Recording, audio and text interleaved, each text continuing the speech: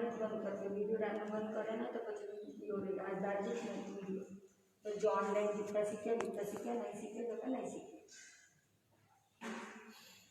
सबने अपना अपना टाइम को महत्व है, मैंने तुम्हारा टाइम को बहुत ज़्यादा महत्व है।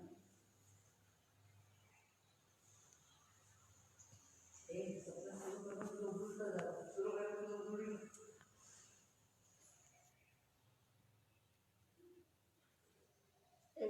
जना आके बोलो बैठे हाँ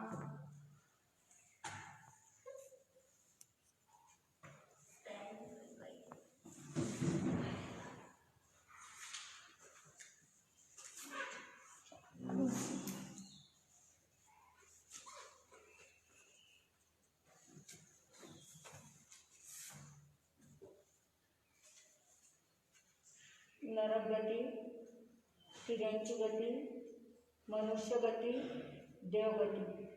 पहले बोले गति चार, नरक गति, तिर्यंच गति, मनुष्य गति, देव गति। अब हम देखेंगे नरक गति में जाति, काया, इंद्रिय और पर्याप्ति कितनी पाती है। जाति, काया, इंद्रिय और पर्याप्ति। अब नरक गति में जाति पावे एक, पंचेंद्रिय, नारकी के जीव पंचेंद्रिय ही है। फिर तिर्यंच गति, तिर्यंच गति में जाति पावे पूरी पांचों, एकेंद्रिय, बेइंद्रिय, तेइंद्रिय, चौरेंद्रिय, पंचेंद्रिय, ऐसे पांचों की जाति पाती है। अब मनुष्य गति, मनुष्य गति में एक जाति के जीव है पंचेंद्रिय। फिर देव गति, देव गति में एक ही जाति के जीव है पंचेंद्रिय। नरक गति, नरक गति में बताया है नरक गति में जाति पावे एक, पंचेंद्रिय। फिर तिर्यंच गति में बताया है, आपको ब्लैक बोर्ड दिख रहा है या नहीं दिख रहा है, आप कोई समाचार दो। तिर्यंच गति, फिर मनुष्य गति एक जाति पावे पंचेंद्रिय, देव गति जाति पावे एक। हमने क्या किया, नरक के चारों कॉलम कर दिए, नरक, तिर्यंच, मनुष्य और देव। अब नरक गति में देखना है जाति कितनी है, काया कौन सी है, इंद्रिया कितनी है और अपर्याप्त पर्याप्त में से क्या है। तो जाति नरक गति में एक जाति पंचेंद्रिय, तिर्यंच गति में पूरी 6 जाति है, मनुष्य और देव गति में एक ही जाति है पंचेंद्रिय। अब काया, काया तो नारकी में त्रस काया है, त्रस काय के जीव है। तिर्यंच गति में 6 काया के जीव है, मनुष्य गति में भी त्रस काय है और देव गति में भी त्रस काय है।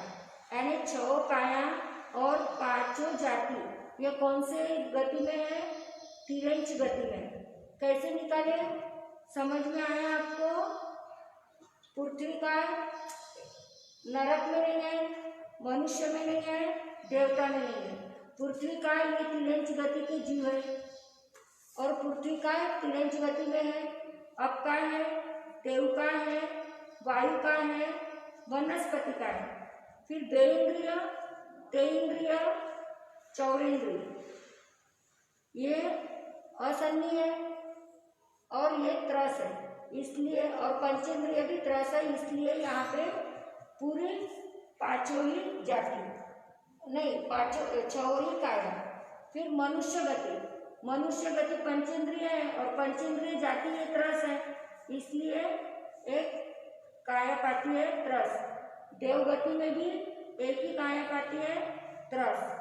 वापस नरक गति में एक त्रस काय, तिर्यंच गति में 6 काय, मनुष्य और देव गति में एक त्रस काय।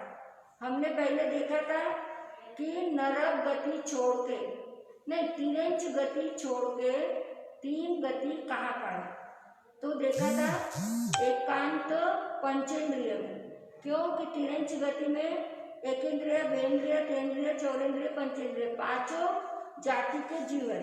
इसलिए तिरंच गति में पांचों जाति के जीव है, तो वो पंचेंद्रिय भले ही वहाँ पे है लेकिन पांचों जाति के जीव है।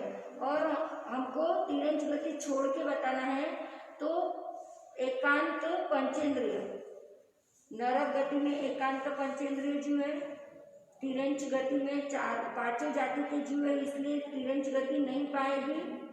मनुष्य गति में एकांत पंचेंद्रिय जीव है और देव गति में एकांत पंचेंद्रिय जीव है। तो तिरंच गति छोड़कर तीन गति कहाँ पाए? तो आपको एक लिखना है एकांत पंचेंद्रिय, फिर वापस तीसरे ही यानी तिरंच गति छोड़ के तीन गति कहाँ पाए? तो एकांत त्रस। देखो नरक गति में एकांत त्रस जो है, मनुष्य गति में एकांत त्रस जो है और देव गति में भी एकांत त्रस जो है। तिरंच गति में त्रस भी है और स्थावर भी है। तो दो पॉइंट हो गए हमारे। तिरंच गति छोड़ के तीन गति कहाँ पाए? तो आपको लिखना है अपनी डायरी में एकांत पंचेंद्रिय और एकांत त्रस, इनमें तिरंच गति छोड़ के तीन गति पाए।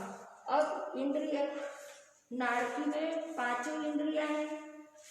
वैसे चारों गति में पांचों इंद्रियां हैं, लेकिन एक इंद्रिय में एक इंद्रिय, द्विन्द्रिय में दो इंद्रिय, तेन्द्रिय में तीन इंद्रिय, चौरेंद्रिय में चार इंद्रिय और पंचेंद्रिय में पांच इंद्रिय। लेकिन एकांत पंचेंद्रिय, नरक गति में एकांत पंचेंद्रिय है, तिरंच गति में पूरे एकेंद्रिय, द्विन्द्रिय, तेन्द्रिय पूरे छह काय के जीव है, इसलिए वो नहीं आएंगे। और मनुष्य गति और देव गति में भी एकांत पंचेंद्रिय है।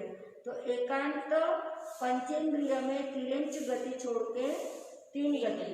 अब है पर्याप्ति, तो चारों गति में पूरी पर्याप्तियाँ पाती है। अब कल समाचार थे कि विकलेंद्रिय के बारे में थोड़ा बताओ। तो विकलेंद्रिय, विकल इंद्रिय यानी एक इंद्रिय से ज्यादा इंद्रिय हो, एक इंद्रिय से ज्यादा इंद्रिय हो और पूरी इंद्रिया न हो, यानी एक से ज्यादा और पांच से कम, वो है विकलेंद्रिय। जैसे हम बोलते हैं विकलांग, विकलांग यानी किसी अंग की कमी है तो उसे हम लोग बोलते हैं विकलांग। तो यहाँ पे भी इंद्रियों की कमी है, तो विकलेंद्रिय यानी एक इंद्रिय से ज्यादा इंद्रियां हो लेकिन पूरी पांच इंद्रियां न हो, उसे कहते हैं विकलेंद्रिय। अब देखो जाति पांच, एकेंद्रिय, द्विन्द्रिय, तेन्द्रिय, चौरेंद्रिय, पंचेंद्रिय। अब एकेंद्रिय में एक इंद्रिय है, बराबर है, तो ये विकलेंद्रिय में आएगा क्या? नहीं। क्यों नहीं आएगा? हमारी व्याख्या क्या है? एक इंद्रिय से ज्यादा इंद्रिय हो लेकिन पूरी पांचों इंद्रियां न हो, वो है विकलेंद्रिय। अब फिर द्विन्द्रिय, द्विन्द्रिय में एक से ज्यादा इंद्रिय हो गई, फिर तेन्द्रिय में भी एक से ज्यादा इंद्रिय हो गई, चौरेंद्रिय में भी एक से ज्यादा इंद्रिय हो गई। अब पंचेंद्रिय, पंचेंद्रिय में पूरी इंद्रिय आ गई। हमारी व्याख्या क्या है? एक से ज्यादा और पांच से कम। तो कौन सी जाति वाले आएंगे? द्विन्द्रिय, तेन्द्रिय, चौरेंद्रिय। इन तीनों को मिलके विकलेंद्रिय एक शब्द है। ध्यान रखना है आपको।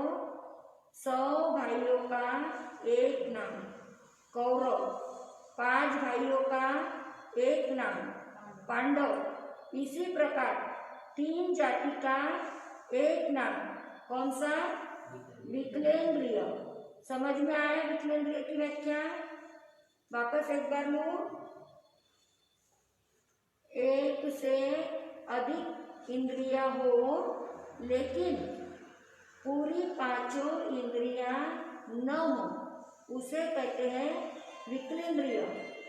एक से अधिक और पूरी 5 इंद्रियां न हो, उसे कहते हैं विकलेंद्रिय।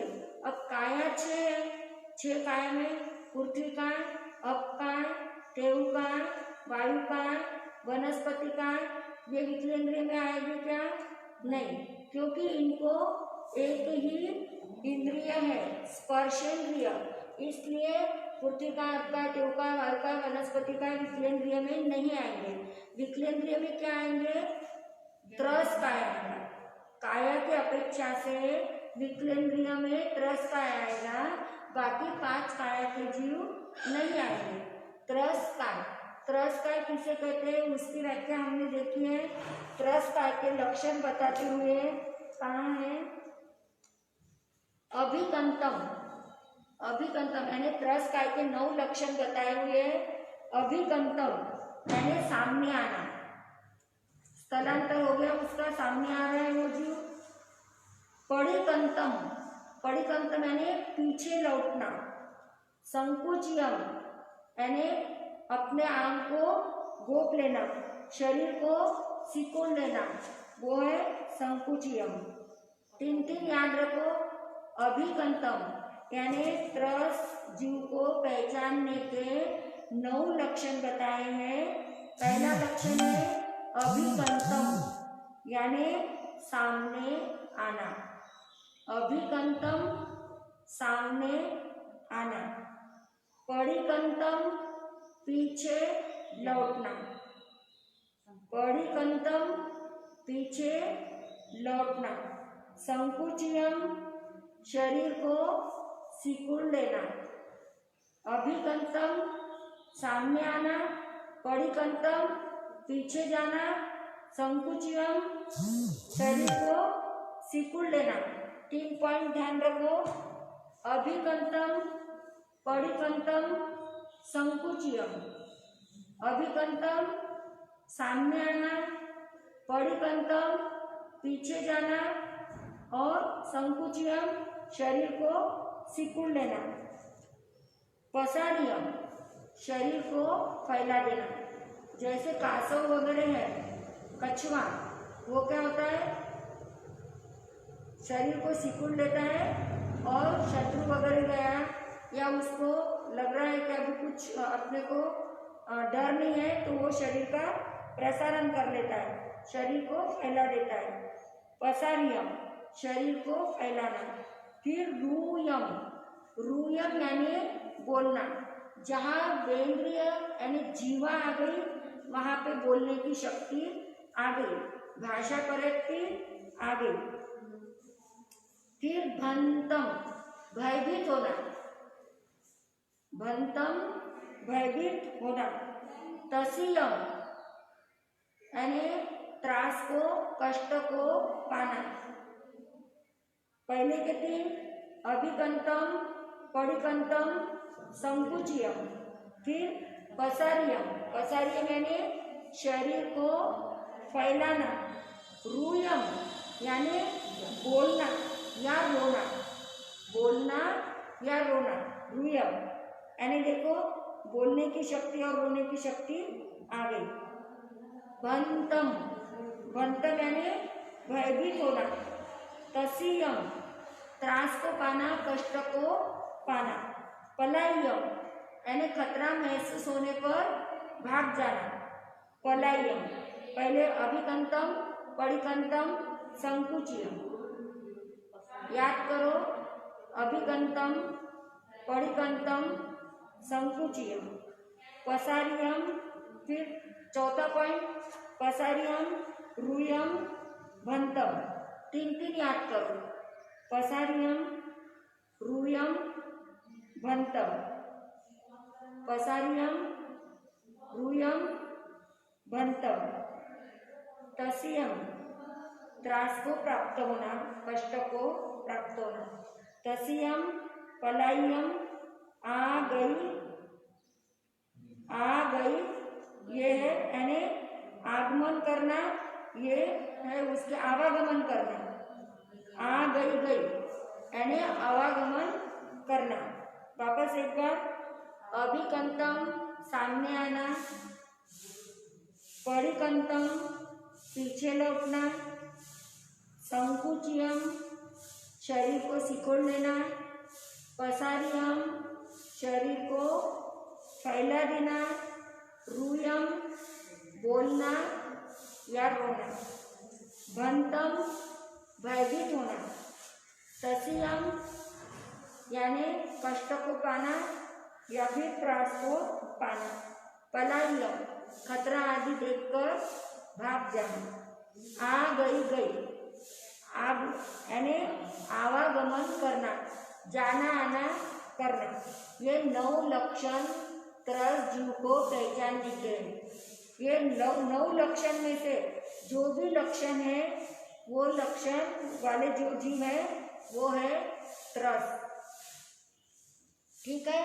अब विकलेंद्रिय, विकलेंद्रिय में क्या क्या है, कितनी जातियां हैं, 3 जातियां, देहेंद्रिय, तेइंद्रिय, चौरेंद्रिय।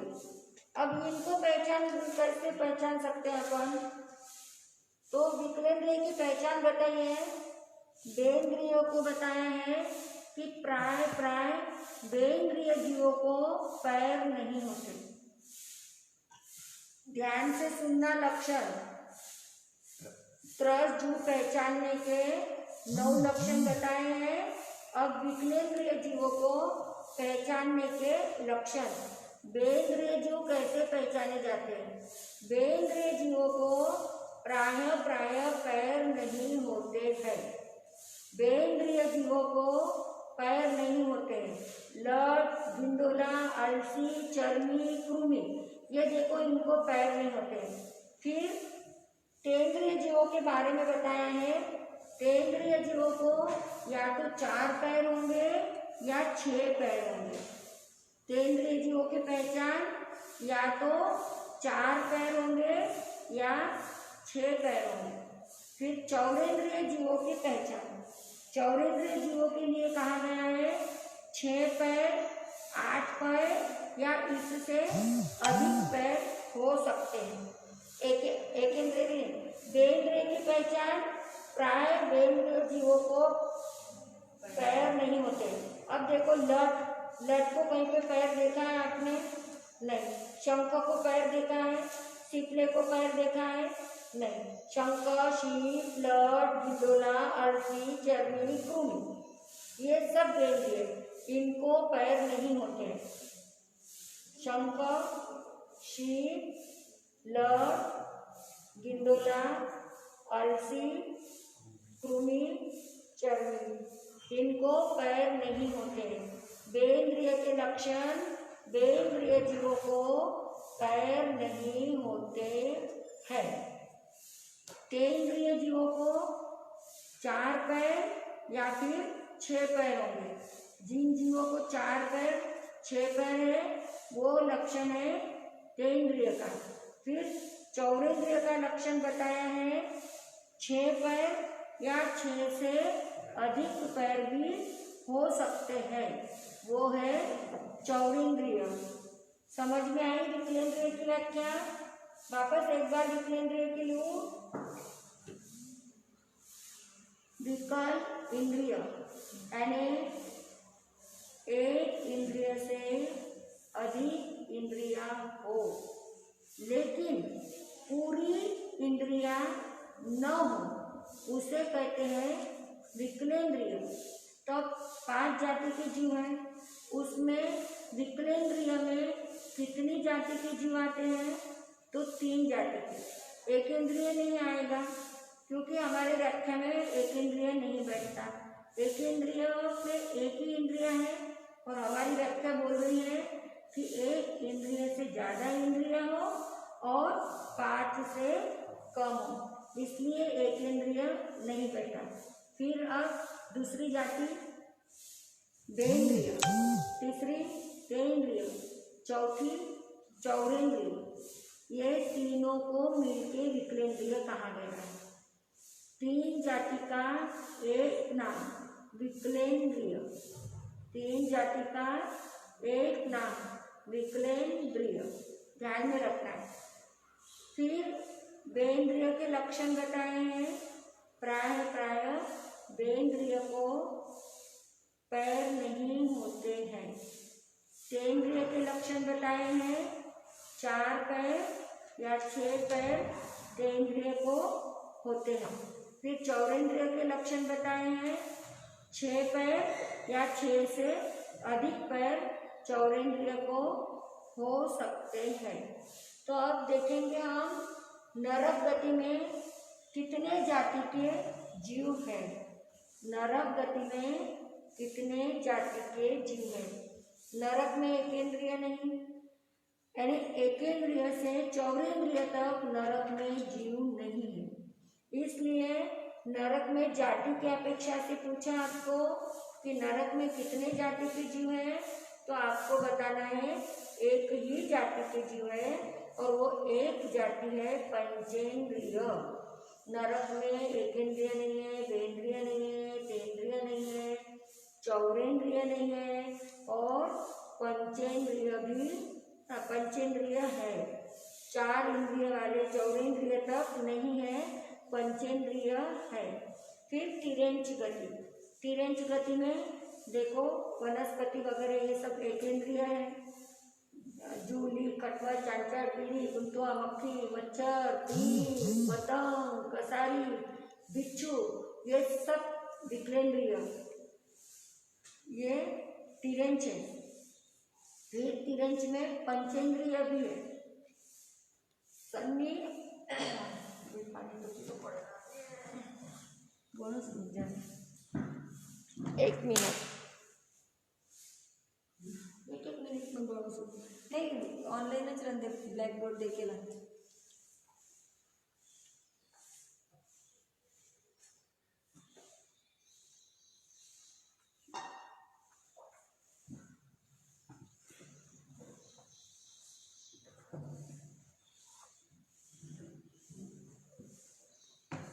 ऐसी कौन सी गति है, आपको पूछ रही हूँ, ऐसी कौन सी गति है जिस गति में 5 जाति पाती है। ऐसी कौन सी गति, ध्यान रखना प्रश्न पूछते समय कौन सी गति पूछा है, तो आप बताओ ऐसी कौन सी गति है जिसमें 5 जाति के जीव है। तो वो गति है तिरेंच गति, जहाँ पे 5 जाति के जीव है। अब मनुष्य गति, मनुष्य गति में भी एक ही जाति के जीव है, पंचेंद्रिय। देवगति, देवगति में भी सभी जीव पंचेंद्रिय ही होते हैं, यानी नर, मनुष्य और देव, इन 3 गति में एकांत पंचेंद्रिय जीव है। अब आपको सवाल करती हूँ कि पंचेंद्रिय जाति है, पंचेंद्रिय जाति है उसमें कितनी गति पाती है। पंचेंद्रिय, ध्यान से सुनना, मैं पहले पूछी हूँ आपको कि पहले पूछी हूँ ऐसी कौन सी गति है जिसमें 5 जाति पाती है, तो आपने बताया कौन सी गति बताई, तिरेंच गति। तिरेंच गति में 5 जाति के जीव है। अब मैं क्वेश्चन क्या पूछ रही हूँ आपको, ऐसी कौन सी जाति है, नो गति, जाति, ऐसी कौन सी जाति है जिसमें, ऐसी कौन सी जाति है जिसमें 4 गति पाती है, 4 गति पाती है। पंचेंद्रिय, देखो पंचेंद्रिय नरक में है, पंचेंद्रिय तिरेंच में भी है, पंचेंद्रिय मनुष्य में भी है और पंचेंद्रिय देवता में भी है। तो मैंने क्या पूछा अभी, ऐसी कौन सी जाति है जहाँ 4 गति पाती है, तो कौन सी जाति है, पंचेंद्रिय। पंचेंद्रिय यह एक जाति ऐसी है जिसमें 4 भी गति के जीव पाते हैं। अब दूसरा सवाल है कि एकेंद्रिय, ऐसी कौन सी इंद्रियां है जिसमें एक गति और एक ही इंद्रिया पाती है? ऐसी कौन सी इंद्रियां है? नहीं, ऐसी कौन सी इंद्रिया नहीं, ऐसी कौन सी जाति है जिसमें एक ही गति और एक ही जाति पाती है? तो एकेंद्रिय, एकेंद्रिय भी, बेंद्रिय भी, तेंद्रिय भी नहीं, जाति एक जाति एक गति, तो ओनली वन एकेंद्रिय। एकेंद्रिय ऐसी है कि जहाँ पे एक ही गति है और उसकी जाति भी एक है। अब बेंद्रिय में कितनी इंद्रिय, बेंद्रिय में कितनी गति है? तो एक ही गति है, एक दो इंद्रिय। बेंद्रिय की गति तिरंज, तेंद्रिय की गति तिरंज, मनुष्य की गति तिरंज, और पंचेंद्रिय, मनुष्य नहीं, चौरेंद्रिय, चौरेंद्रिय की गति तिरंज। पंचेंद्रिय में चारों गति है, नरक, तिरंज, मनुष्य, देव। अब हम लेंगे काया, काया को चारों गति के साथ में लेंगे। पृथ्वी का, अप का, तेऊ का, वायु का, वनस्पति का, त्रस का। अब नरक गति में काया एक है, त्रस का। अब तिरंज गति में काया पूरी 6, पृथ्वी का से लगा के तो त्रस का। मनुष्य गति में एक काया, त्रस का। देव गति में एक काया, त्रस का। अब है इंद्रिय, नरक गति में यानी पांचों भी इंद्रियां चारों भी गति में है, पांचों भी इंद्रियां चारों ही गति में है।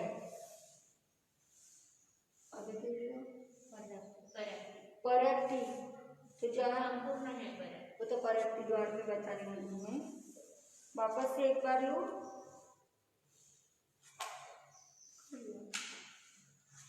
नरक गति में कितनी जाति, कितनी काया और कितनी इंद्रिय? नरक गति में पंचेंद्रिय। सूक्ष्म बादल की व्याख्या हमने देखी, रिपीट वन पूर्व वापस सिर्फ नरक। वो अभी जो प्रश्न पूछा, अभी जो प्रश्न पूछा वो वापस रिपीट। नरक गति में जाति काया। अच्छा हाँ, नरक गति में कितनी जाति है, कितनी काया है और कितनी इंद्रिया है? तो नरक गति में जाति पूरी एक, पंचेंद्रिय गति, काया, त्रस और इंद्रिय पूरी पांचों है, इंद्रिय पूरी पांचों। ये चार ध्यान रखना है, कैसे निकाला है। और देखो ये चारों गति है, चारों गति के अंदर हमने पहले जाति ले ली है, जाति ली एकेंद्रिय, बेंद्रिय, तेंद्रिय, चौरेंद्रिय और पंचेंद्रिय। तो ये पांचों जाति, तो पांचों जाति में कितनी गति है? तो एकेंद्रिय में तिरंज गति है। अभी वापस उल्टा सुल्टा, एकेंद्रिय में तिरंज गति, अभी गति में जाति ली, अब हम ले रहे हैं जाति में गति। तो एकेंद्रिय में तिरंज गति, बेंद्रिय में तिरंज गति, तेंद्रिय में तिरंज गति, चौरेंद्रिय में तिरंज गति और पंचेंद्रिय में चारों भी गति है। पंचेंद्रिय में चारों गति है। ऐसी कौन सी जाति है जिस जाति में चारों गति पाती है? तो वो है पंचेंद्रिय। अब ऐसी कौन सी गति है जिस गति में पांचों भी जाति पाती है? तो वो है तिरंज गति। तिरंज गति में पांचों जाति के जीव है। अब श्रोतेंद्रिय वो तो इंद्रिय के हिसाब से हो गया। अब हम लेंगे जीव के जगन्य 14 भेद। छोटी नौ तत्व है, 25 बोल में छोटी नौ तत्व के 115 भेद है। तो जगन्य जीव के 14 भेद है, जीव के जगन्य 14 भेद है और उत्कृष्ट 563 भेद है। जगन्य 14 और उत्कृष्ट 563। अब ये तो थोड़ा सा मिटाना पड़ेगा। काल की व्याख्या एक बार बता देते हैं। कौन सी कौन सी जीव की जो बताई चैतन्य लक्षण वगैरह समझो नहीं और जीव की व्याख्या बताओ। अच्छा बोल। जीव की व्याख्या, जीव किसे कहते हैं? 3 दिन से रिपीट वही चल रहा है, लोगों को समझा नहीं इसलिए वापस समझ में नहीं आया उसके कारण। जो चैतन्य लक्षण सदा सउपयोगी, असंख्यात प्रदेशी, सुख दुख का बोधक हो, सुख दुख का वेदक हो, पुण्य पाप का करता हो, पुण्य पाप को भोगता हो, अविनाशी हो, भूत भविष्य वर्तमान तीनों काल में जो नष्ट नहीं होता हो, जो शाश्वत हो, वो है जीव। जीव यानी थोड़ा सा कटे फोकस करो ना। और मोटी प्रकृति, आहार प्रकृति अमर है, बोर्ड ऊपर करा दिख रहे है बोलो ना।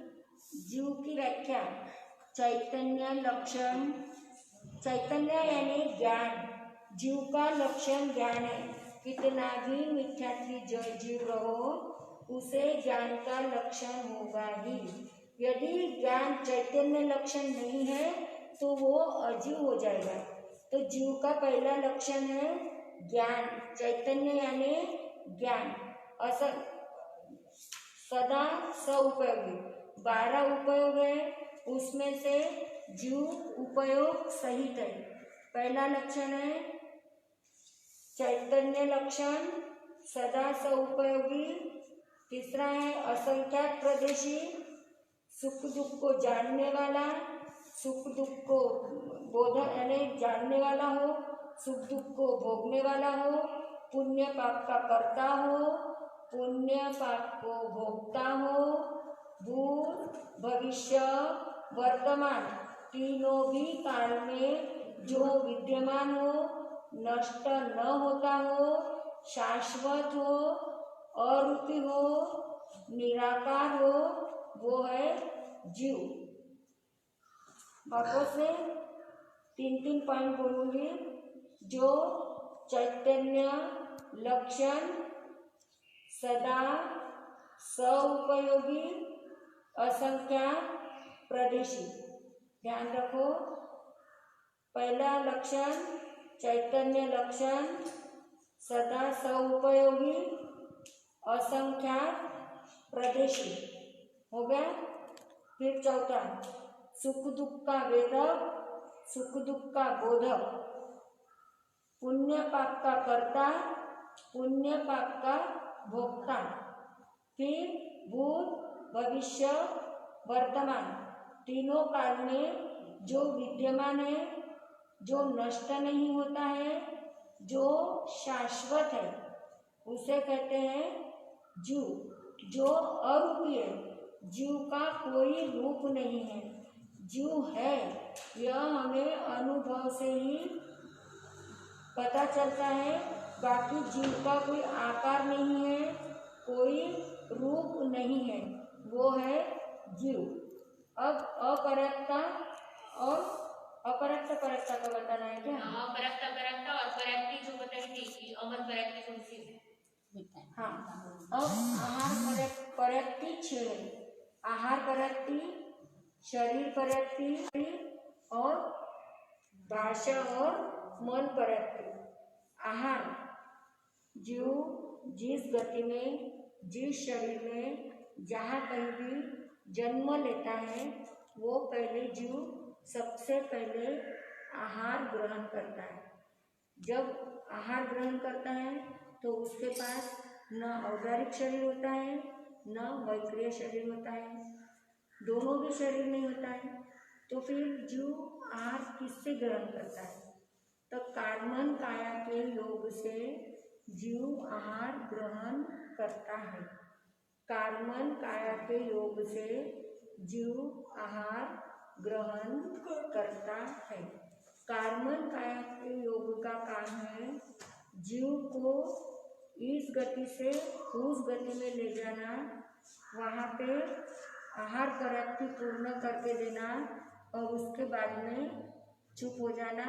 फिर उसके बाद में यदि वो जीव नरक गति में होगा या देव गति में होगा तो वैक्रिय शरीर प्राप्त कर लेगा, तिरंज गति में होगा और मनुष्य गति में होगा तो वो जीव औदारिक शरीर प्राप्त कर लेगा।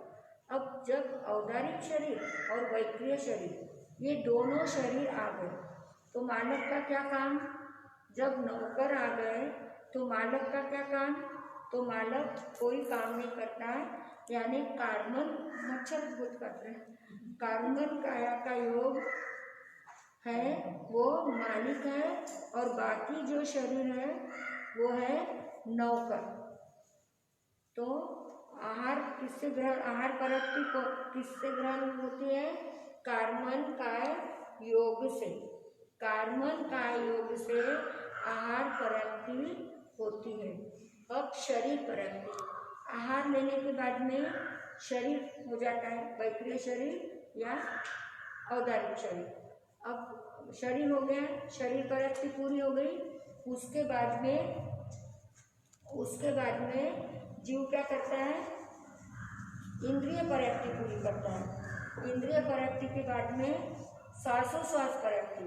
जब तक जीव चौथी प्राप्ति पूरी नहीं करता है, जब तक जीव चौथी प्राप्ति पूरी नहीं करता है तब तक वो मृत्यु को प्राप्त नहीं होता।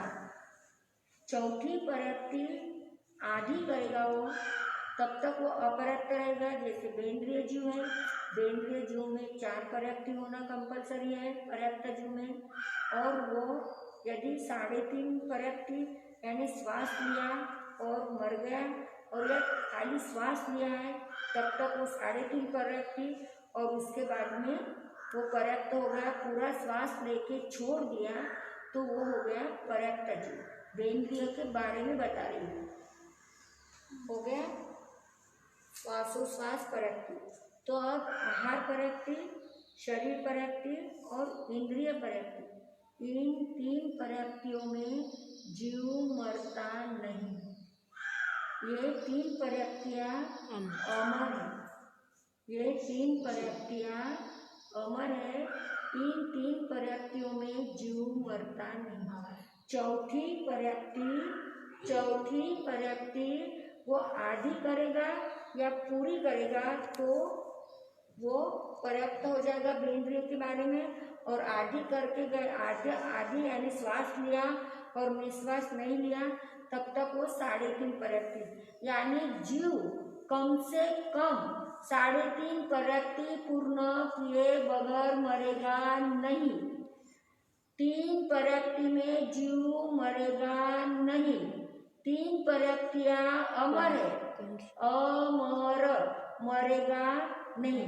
जीव आया, आहार प्राप्ति ले ली, शरीर प्राप्ति पूरी हो गई और इंद्रिय प्राप्ति हो गई, तब तक जीव मरेगा नहीं। श्वास ले लिया और उसके बाद में मर सकता है, या फिर श्वास लेके छोड़ के उसके बाद भी मर सकता है। तो यह पूरी पर्याप्तियां, 6 पर्याप्तियां जीव को पूर्ण करने के लिए एक समय से तो अंतर्मुहूर्त में 48 मिनट तक टाइम लगता है। ज़्यादा से ज़्यादा 48 मिनट और कम से कम एक समय से 48 मिनट तक।